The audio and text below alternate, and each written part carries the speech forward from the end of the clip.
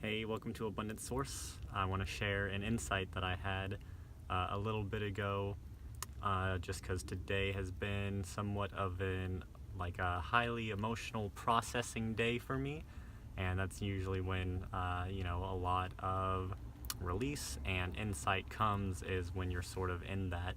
And so this morning I was feeling really nice, did my meditation, breathing exercises, and just all these nice things. Like the mornings are just always really nice for me, and feeling very connected. Um, and then it seems like in the afternoons I just sort of like drift along, not really, kind of neutral. And then just a little bit ago I was feeling a lot of emotions and wanting to connect with friends or someone, and feeling like this sense of lack, when it comes to, I just kind of had this sense of being alone, and so I was kind of dealing with that. And so after kind of processing all that a little bit, I was just walking down the street, and I had this thought that came to me that said, mornings are for cultivating the light, and evenings are for processing the shit. And that made me laugh because it just felt so true for me at this time. That's not always the truth, but right now that seems to be, and consistently throughout my life, and what I see in other people is that seems to be a pretty big trend.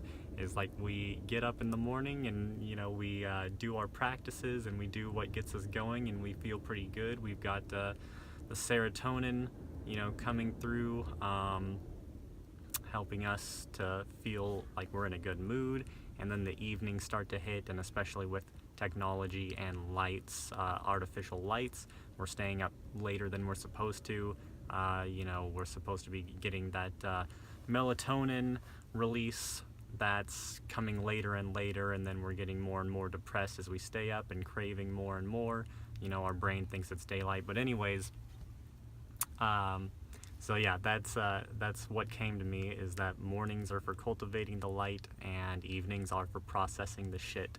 And then after was just done laughing at that thought, uh,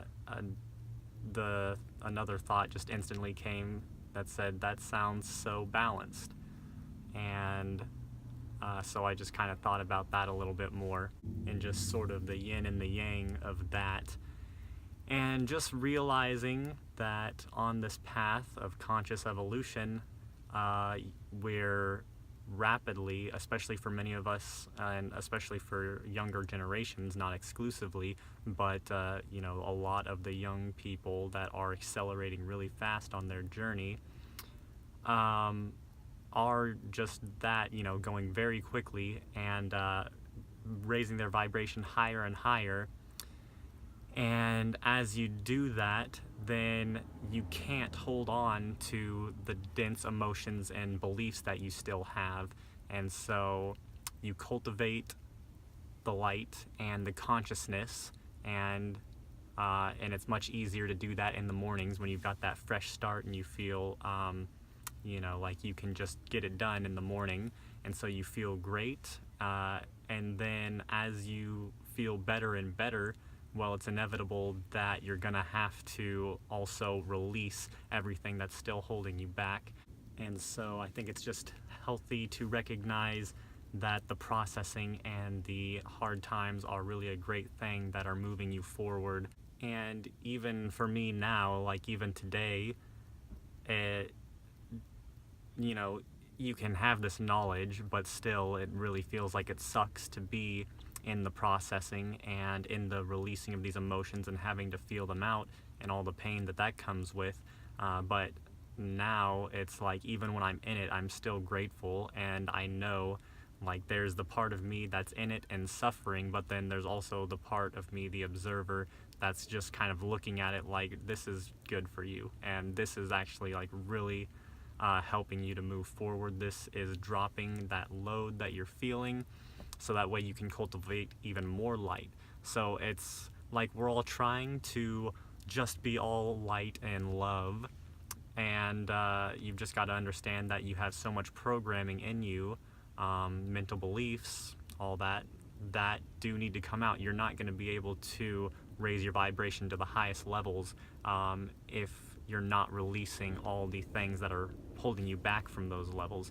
So the more that you cultivate your life, we're all like, I just got to do meditation and yoga and qigong like all day, every day.